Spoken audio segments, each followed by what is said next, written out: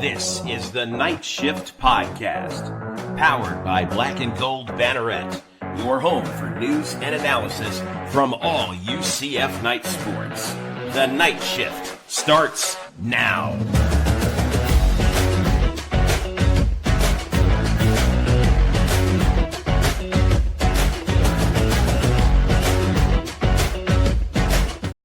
Yeah, of course, this is Kyle Nash, the student of the game. No, I am not the great Jeff Sharon, but you're still in for a treat nonetheless. It just hit me that opening thing has a nice little drum beat that's working around. And if you're going to go to the UCF football coaching staff for somebody who will throw down some drum beats, of course, I got to bring in Jordan Johnson. What's going on, Coach? Good to have you in. I want the record to show I'm finally used to calling you Coach. I'm still working on it with Mackenzie. So, you know, it's a thing. I got it right on Sunday with Media Day. So, you know, I had that going for me. You can check out me getting that right on the Night Shift YouTube channel there. So there you go. There you go. It's great to have you, man. Listen, I've been looking forward to this one for a while. And for those who, well, if you're a UCF fan and you don't remember the name Jordan Johnson, you either just hate O-linemen or you just started following the team last week. But, Jordan Johnson, you were, of course, the center that played for the Scott Frost 2017 team, some other years as well. I know I got some excellent thoughts of you of your final game in the Bounce House of 2018 when you were wrapping up there and doing all of that. And first of all, just for those that don't know, your role on the coaching staff here with the UCF football team. So, again, I'm Jordan Johnson. I played at UCF from 2016 to 2019. I played 2 years under Coach Frost and 2 years under Coach Heupel. I got nothing but great things to say about them both. You mentioned how Coach KZ, I call him Coach KZ in front of the players, but at the end of the day, that's still my quarterback, you know, so I call him KZ when we're in the office, but it's Coach KZ in front of the players, and I'm Coach JJ in front of the players. It's been cool though, man. I'm loving it. I'm glad to be back home. I've been moving around a lot, coaching college football, giving my all, coaching everywhere I've been, and now I'm back at a place where it's like it means like more to me than just doing a good job. No, this is like it's personal, you know. And I remember texting with you surrounding when Frost got announced and then KZ got announced. I think I texted you, "Hey man, it's your turn. What's going on?" Little did I know the next day I'd see an announcement from UCF football Twitter that Jordan Johnson was coming to town, man. So tell me what that call was like now that, you know, it's in the rear view. And at the time you obviously couldn't reveal it, even though I apparently was Nostradamus and didn't know it yet. But like, tell me what getting that call to come on in was like. Who first of all, did Coach Frost call you himself? And who was it that called you and how did you feel, man? Well, truthfully, it was me being in contact with Coach Beckton, the guy who recruited me over the years. I mean, Coach Beck, OG Beck. I mean, and then KZ and Coach Frost, all those guys. And then eventually when it was time to actually say that I'm coming to UCF, it was the offensive coordinator who I had the pleasure of speaking with. So Coach Cooper ended up giving me the call to let me know that there was a spot available for me and they want me to be there. So I was excited to accept, and I'm excited to be back, man. This is home for me. I said it all the time. When the players, they talk about what it was like back in the day, I just remind them, like, guys, this is home, man. I'm telling you, we're gonna turn this thing around. I'm excited. Yeah, and I'm going to break the textbook for a minute because I had a plan and we were going to talk about your journey. We're still going to do that here on the Night Shift podcast. Make no mistakes, AJ. But when you mention Coach Beckton, it always for me comes back to no block, no rock. That's, you know, and it's still something he preaches on. I think at one of his first availabilities, I asked him if that was still a thing. It most definitely is. But I'm going to pull a defensive coach into this. I asked the DB coach, Brandon Harris, no block, no rock. Does that make the DBs better because the receivers are physical? You got to love that concept. He seemed to think it was true. Was he just feeding me service? Do you see that working out there during practices? Absolutely, man. Our receivers do a really good job, man. So I didn't even mention who I'm working with now. I did play offensive line at UCF, but now I'm working with the running backs. So I love the fact that our wide receivers are so willing and able to go block, man. So a lot of those blocks are touchdown blocks. Once you get to the wide receivers, secondary level, you know, those are touchdown blocks. So we appreciate them all. Well, and as a center, at the time too, you may not have been the biggest guy on the O line, but I mean, you did your job in a Frost scheme. There'd be times you'd go second level and make that touchdown block. You're uniquely qualified to give this guys this knowledge. And hey, if you're coaching up running backs to block as a guy who covers the Jags on the side for the Duval dive, cheap plug, I'm looking forward to some of these guys coming out here to in the future maybe get picked up and get some blocks in support of Trevor Lawrence there, because right now that group isn't doing it, and they missed on RJ Harvey. So Hey, now, hey, we're not gonna talk junk about the Jags. I'm from Jacksonville, so okay. although I've been watching them struggle for most of my life, at the end of the day, I still support my Jaguars. That's my hometown team. Well, hey, Now, days in there's a lot to be positive for there too. I don't like this. I mean, listen, if you want, we could go on the Duval dive with you and have that conversation. It would be 2 UCF alums on that show, because I have a former cornerback before your time. He's my age.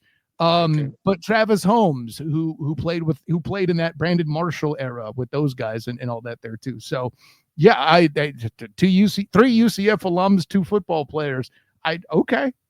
We'll talk about that when the season's over, because I know you're busy, coaching football rather than just talking about it. But yeah, but truthfully, it's been awesome working with the Juice Squad, man. That's what we call our running backs, the Juice Squad, and truthfully, they are a whole lot of fun. I mean, it's just a whole different world coaching running backs than it is offensive line, and I get to teach the game from a different perspective now. It's still a lot of protections. I get to teach the guys what the offensive line is thinking in protection, but as well as the run game too, and where they're thinking the ball is going to hit, and marrying that up with what the running back's thinking. And I'm looking forward to a good year, man. yeah, I would imagine. And I'll ask you this too. 2 things that come to mind when you talk about that, JJ, is, for one, I could see the advantage, because the person who benefits most, I know pass protection's a thing and that's the job, and fine, but real O linemen love to run block first and foremost. Absolutely. And to utilize that asset appropriately could get you a few extra yards here and there. Running backs need to know what they're reading, and to get that into muscle memory, I suppose that's where you come into play. Definitely. And then it was the worst thing in the world when, as an offensive lineman, you feel like you did a great job, you blocked your guy, you had a good double team, this, then the third, and then the running back runs right into the guy you're blocking, or vice versa, or bounces it outside, and now it looks like you're holding when really you were just engaged with the defensive lineman. So making sure the offensive linemen are on the same page with the running backs, and the running backs are on the same page with the O-line, and it's been a lot of fun. Yeah, or the running back doesn't wait for the trap to develop, so when you pancake the guy, the running back trips over the dude you Sorry, traumatic. Let me show you my credentials there. That's my Aaron Evans original there from my. Okay, I see it right there. Shout out Aaron Evans, man. He's got an even funnier story about a block that went the wrong way, but that's a frosty adult beverage conversation. Okay. Let's just say there's some words he utters in that experience that don't belong on this podcast. Anyway,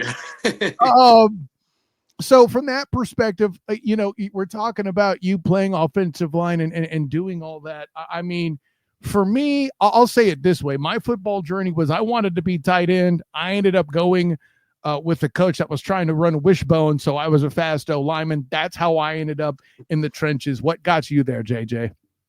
Well, truthfully, just following the footsteps of my older brothers. I had 2 older brothers that also played offensive line. My oldest brother, he's coaching with the Florida Gators right now. He's their offensive line analyst. So truthfully, just following his footsteps. He played a couple years in the NFL. He's actually doing a Bill Walsh Fellowship with the Patriots right now up in New England. Yep. So he's in coaching as well. Truthfully, just following in his footsteps. I played football. I played O-line. I was always a bigger kid too. So truthfully, wasn't always big enough to play offensive line. So had to bulk up a little bit. But that was always my skill set, just because that was who I was around, Well, and there's a couple things there you bring up. For one, the Bill Walsh Fellowship is a big deal. Your Duval centric Jacksonville Jaguars participate actively in that as well. Yeah, he did it last year with the Jags. Oh, that's awesome. He might have met PJ Jack, who's my quarterback from my play. Okay. This is that 6 degrees stuff, man. We were cool. We text. I didn't know we were tied like this. No, but the next piece that comes to mind is then obviously you mentioned having to bulk up, playing the position here at UCF. I always felt like every week when I was in the press room at 2017, somebody else would be asking about Jordan Johnson, about his diet. And Yeah. I mean, granted, you may not still be vegan, but at the time you were. And so Hmm. you bulked up to play for a national champion team at center. I think you might have been the youngest guy amongst the starters there too at the time. Yeah, it And was. all the unique challenges, and yet you still made everything happen. Walk us through what you feel like you had to do, or what it was about you that made you able to pull all that off. Say that again. It buffered right before you said something. You gotta love the internet. Oh, what is it that what is it about you that you feel like help enabled you to pull all that off? Well, truthfully, looking back on the great job that my coaches did, looking back on how Coach Frost pushed us to be great, looking back on how Coach Austin, my offensive line coach, was not only pushing us to be great on the field, but off the field, and helping us understand the importance of how they're correlated, how all things are one, how you do anything is how you do everything, you know. So once he instilled those like core values and beliefs in us on and off the field, I mean, we were willing to go run through a wall for those guys, you know. So it was a lot of fun that 2017 season, truthfully. And I'm going to ask with that particular instance there. We'll come back to that too, because we're going to I want to actually step into your coaching campaign. You know, you wrap up in UCF at 2019. I said 2018 earlier. 2019 because math. Um, you head over, and your first coaching gig was at Cincinnati over there. I should say your first coaching gig, but you ended up coaching at That was my first Cincinnati. big time coaching gig. The other Yeah, two I were wanted you to small say big ball time. places, but don't get me wrong, I learned a lot. So I'm not taking anything from those places. But I my tripped over it first because I wanted to give them their props too. You're absolutely right. Yep, so my first gig in coaching was actually not even in football yet. When I immediately finished playing, I had aspirations to go to the NFL level. When I didn't get drafted and didn't get a call for any rookie mini camps because of COVID, and our pro days were canceled because of COVID, I got into the coaching world and I joined the staff of the strength and conditioning guys who were training me for my pro day. Tom Shaw, shout out to Tom Shaw. He helped me join his staff, and that really got my foot in the door coaching. And then I joined Madonna University up in Michigan. I moved all the way to Michigan, Florida boy, moved to Michigan in the middle of the wintertime. Never seen snow before in my life.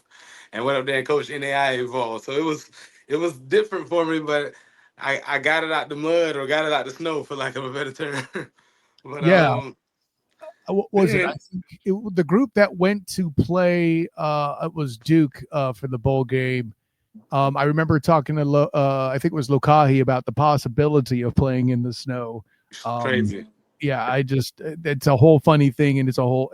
I'll leave it at this. You mentioned going to Michigan to coach. I mentioned Travis D. Holmes earlier. He did the same thing after he wrapped up playing. So again, yeah, Kevin Bacon's got nothing on these 6 degrees. I'll put it that way. So, Good man. So when I went up to Madonna, I was the old line coach, but I was also a graduate assistant, because at the NAI level, you are a graduate assistant and you're the coach. We don't have that many positions. So I was running the whole show as the offensive line coach, which was fun. I mean, don't get me wrong. I was out there doing everything that my coaches did. I was just kind of emulating what they were doing. It was my first coaching job at the college level. So I learned a lot. Let's say that. Um, then I moved to Northeastern State, which is the Division II out in Tahlequah, Oklahoma, and I wanted to take a secondary role. I wanted to get behind someone and learn more in the coaching realm. You know, I knew a lot. I knew ball as far as playing, but how to teach it to somebody, I had some learning to do. You know, so I went and became the offensive line graduate assistant at Northeastern State. And that was an awesome experience. I was able to gain a lot of knowledge about ball, and then I ended up moving to Cincinnati that following season, and coaching under Luke Fickle's staff was awesome. I mean, I learned a lot. That was my first time actually coaching at the Division I level. right. So I obviously played at Division I level, but it's just completely different from NAI and Division II. Like, you just have a lot more resources and a lot more software and technology. So I had to learn the back ends of Exos and Visio, which are two documents that to programs that we make a lot of documents in, a lot of like cut ups and video and edits and whatnot. And once I learned all of that, it changed the game for me. So I learned a lot of that at Cincinnati. And then I ended up going to Oklahoma State the following year, and I spent 2 seasons out there. And working under Mike Gundy and his staff was awesome, truthfully. Learned a lot of ball out there. Coach Charlie Dickey, he was our offensive line coach. Awesome, man. Yeah. Um, Great coach and even better man. I learned so much from him, man. So I'm inspired by all of these guys. You know, I've gained a lot from all the places that I've been, and I'm bringing it back home. You know, I learned offensive line play. Now I'm learning running back play, and I'm teaching it from a different perspective. So it's been great, man. I'm loving it. I mean, you mentioned all the learning and growing you had to do to even really get into that Division I level. What was I would guess a standout lesson that you could kind of explain to laymen out there that you had in your tool belt that helped you get to Division I and be successful? One of the main things I've learned over the years is that you don't understand what the players don't know until you ask them. So as a coach, you think they're kind of grasping everything you tell them. You know, you told it to them, so you figure they understand it. But truthfully, the guy's just kind of smiling out a lot, you know.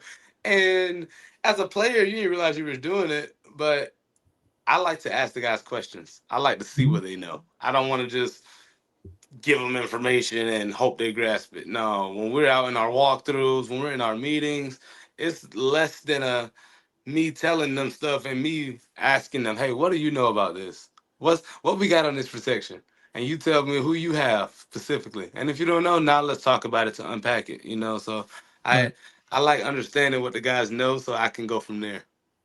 And I say is asking questions kind of that double check, because I mean as a player, heck, me as a player especially, I know because I started late. I say I was a late in life football player. I was a 27-year-old rookie when I did it, right? So, from my perspective, I was always afraid to kind of let the coach down. What is it you do to that double check, when you're talking to guys about, hey, it's okay to not know something. You need to learn it now so we can get it done. How do you make guys feel comfortable with that? Well, like you just said, yeah, just saying stuff like that, and then not only that, but it's a ego driven game. I mean, you got to have a little bit of a swag, a ego about you to be good at this game. So a lot of guys don't want to admit what they don't know, especially in front of their peers, So you got to just kind of break those barriers down, break those walls down, and let them know, like, look, this is a safe space. If you don't know, this is where you come to learn. Don't be in here trying to act like you know everything, because that's not what's gonna make us a better football team. What's gonna make us better football team is admitting, look, I don't understand this, and I could really use your help with it. And once I explain it to you, you go out there and play fast now. And now we're out there doing exactly what we need to do. That's right. For all you future players out there, okay, you need to have egos, but you also need to be the humblest Humpy Bumpy in the room. That's the facts Yeah, of the case. man, for sure. That's what I It's a tell people. blessing. It's a blessing and a curse, man. You gotta learn balance. Yeah, exactly. So we mentioned that your stops there at Cincinnati and Oklahoma State. And then here you are at UCF. First of all, and I remember we had talked about this a while back. I think it might have been during your Oklahoma stint. I think this is our second or third recorded conversation. But I remember you mentioning that part of your recruitment pitch was, hey, we're about to get into the Big 12. Now, obviously, they didn't make it there before you finished up as a player, but how cool is it that as a coach to see that you're involved still with UCF once they made that leap that was promised years ago? It's a full circle moment because I can remember being recruited by UCF and them telling me, "Hey, we're gonna join the Big 12 one day," and I'm like, "Well, it never happened while I was a player." But I mean, I still vividly remember Coach Beck recruiting me, telling me that they were gonna join the Big 12 one day, and here we are. So Coach Beck's not a liar. He's the OG Beck, and he what he said came true. So full circle moment, and now I get the opportunity to coach in the Big 12. So it's been awesome. And with you as a coach, I have to ask this out the gate. You were teammates with Mackenzie Milton, the quarterback coach. You were playing under a much younger Scott Frost, that was his first head coaching gig, right? So in a matter of a way there, it's a first for him to at that point. Now you're coach mates, air quotes, if you will, with Mackenzie Milton. You're coaching under Scott Frost as you were playing under him. What's similar about that environment from this environment that you can tell? Obviously, it's not the same perspective as a coach as a player, but what things do you see that are the same? And what other stuff have you learned about these guys as coaches that's different than from before? Well, the biggest thing is the culture, like, and we're the culture keepers, the guys that have played under Frost and know how things operate under him. And we're not only trying to get it back to how great it was then, but also getting to know the guys that are there now and teaching them like this is how things operate around here, and this is what's acceptable and this is what's not. And we have such a winning attitude, winning mindset, winning like expectation around the program right now. It's been fun to be around because the guys they got like a newfound hope. It's like things are looking up around this organization. So it's been only good vibes so far. I got back here in January and it's been amazing so far. And what I find the most interesting is you never really left Orlando per se. You coached other places, but you would still regularly come back. I know you have your foundation that you do during Christmas and all your give back with that. And that's been a whole thing. First of all, shout that out. How have you kept that going from afar? I could barely keep my house together and I live in it. And you're maintaining foundations from other states, bro. Tell me about that. Well, huge shout out to One Kid Orlando, the nonprofit organization that I co-founded with Anthony Roberson, my teammate. He played tight end at UCF with us, and we started it back when we were sophomores in college. We were just two young kids trying to make a difference in the community as far as making sure the kids that probably weren't going to get a Christmas had a couple toys. And then a couple years passed. We kept doing it over and over again. The UCF fans are crazy and so supportive. And once we put it on our social medias and are using our platforms to make sure guys had the Christmas that they really wanted to have, it was awesome. So we just had our 7th annual Christmas toy drive this past year. Looking forward to the 8th annual one this year. Looking back on the 4th annual one, it made the Today Show, which was crazy. I remember. um, Crazy to say out loud. Truthfully, I hate to say this, but I had never even heard of the Today Show before being on it. But after being on the Today Show, it was wild. It made the nonprofit blow up for sure. So much support from the UCF fans before that, which is what got it to the Today Show. And then once people heard about it on the Today Show, we received over 5,000 toys, journals, books, like all kind of like things to give to people over the Christmas holiday. So it was awesome. And we're looking forward to the 8th annual one this year. And you asked how have I been able to keep that going? I wish that I could just take all the credit, but truthfully, Anthony Roberson, his mom, his dad, his aunt, his cousins, his sisters, brothers, like they keep that organization running for us. A lot of them live locally here in Florida. He's not even from Florida, but they're snowbirds. They decided to move down to Florida when he came to college, and they stuck it out. They stayed in Florida. I mean, it's awesome here. So they decided to stay in Florida, and they help run the organization right now. And now that I've got reconnected with Orlando, I'm looking forward to help plan this 8th annual toy drive coming up this winter holiday.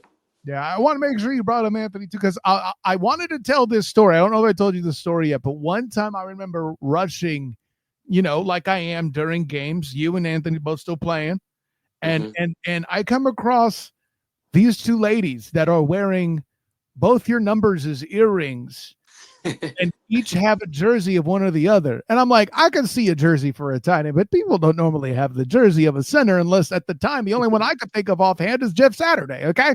And then I'm like, wait a minute. I asked the dumb question, me being a minute person. Hey, do you guys know? It's like, oh yeah, we're their moms. As if I shouldn't have already known.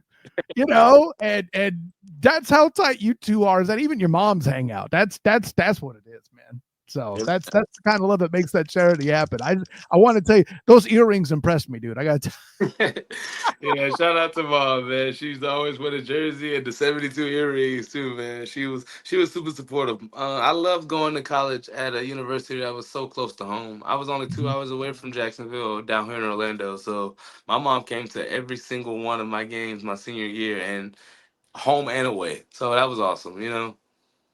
Yeah, I don't know how we do it during the season, but at some point you and I got to go up to Everbank together, man. That'll work. So Yeah, man. Let me know.